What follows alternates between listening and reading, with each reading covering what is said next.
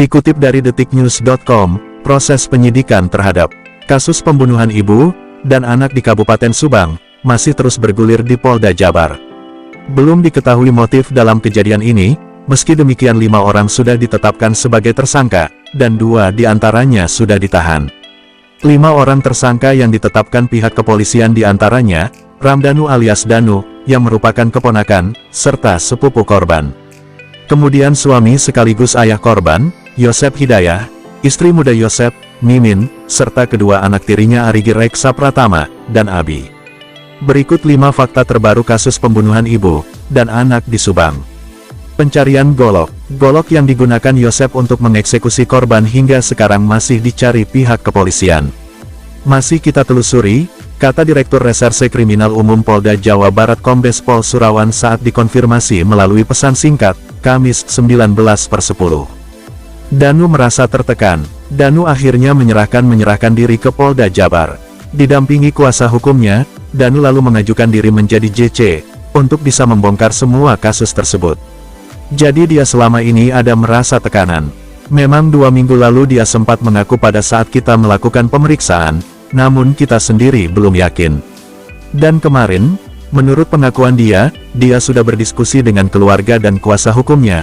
Alangkah bagusnya dia menyerahkan diri, dan mengakui semua perbuatannya, jelas Surawan. Tersangka diperiksa ulang. Kabid Humas Polda Jabar Kombes Pol Ibrahim Tompo mengatakan, Yosep dan Danu menjalani pemeriksaan ulang oleh penyidik. Progres saat ini pasca penetapan tersangka, kita akan melakukan pemeriksaan tambahan terhadap para tersangka tersebut. Pemeriksaan tambahan ini diharapkan, untuk penyesuaian keterangan. Alasan pemeriksaan ulang. Pemeriksaan ulang dibutuhkan karena bisa saja keterangan para tersangka berbeda saat mereka masih jadi saksi dalam kasus ini. Pemeriksaan itu juga dilakukan sebagai rangkaian pembuktian, yang sudah dilakukan penyidik Polda Jabar.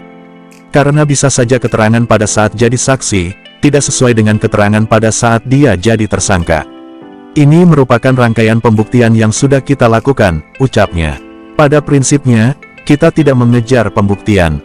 Karena alat bukti yang diperoleh penyidikan kasus ini sudah cukup berupa alat bukti yang didasari scientific investigation. Jadi sudah cukup kuat mengarah kepada tersangka, jelasnya. Danu tidak pantas dapat JC. Kriminolog Universitas Islam Bandung Unisba, Prof. Nandang Sambas mengatakan, Danu tidak lantas diberi JC.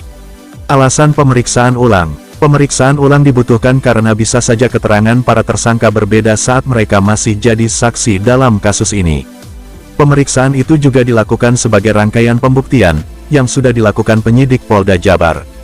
Karena bisa saja keterangan pada saat jadi saksi, tidak sesuai dengan keterangan pada saat dia jadi tersangka. Ini merupakan rangkaian pembuktian yang sudah kita lakukan, ucapnya. Pada prinsipnya, kita tidak mengejar pembuktian. Karena alat bukti yang diperoleh penyidikan kasus ini sudah cukup berupa alat bukti yang didasari scientific investigation. Jadi sudah cukup kuat mengarah kepada tersangka, jelasnya. Danu tidak pantas dapat JC. Kriminolog Universitas Islam Bandung Unisba, Prof. Nandang Sambas mengatakan, Danu tidak lantas diberi JC. Tidak pantas dapatkan JC karena mempersulit sejak awal. Walaupun sekarang mengaku, mungkin dia merasa dosa dan telah melakukan kesalahan, itu sudah jalannya seperti itu, kata Nandang dihubungi Detik Jabar via sambungan telepon. Meski demikian, karena proses penyidikan terhadap yang bersangkutan masih berlangsung, Nandang menyebut hal itu tergantung penyidik. Saya tidak sepakat untuk dijadikan JC, terlepas dia yang mengaku pertama sehingga terungkap. Tapi nanti akan dipertimbangkan penyidik sampai sejauh mana kalau dijadikan justice collaboration, ungkapnya.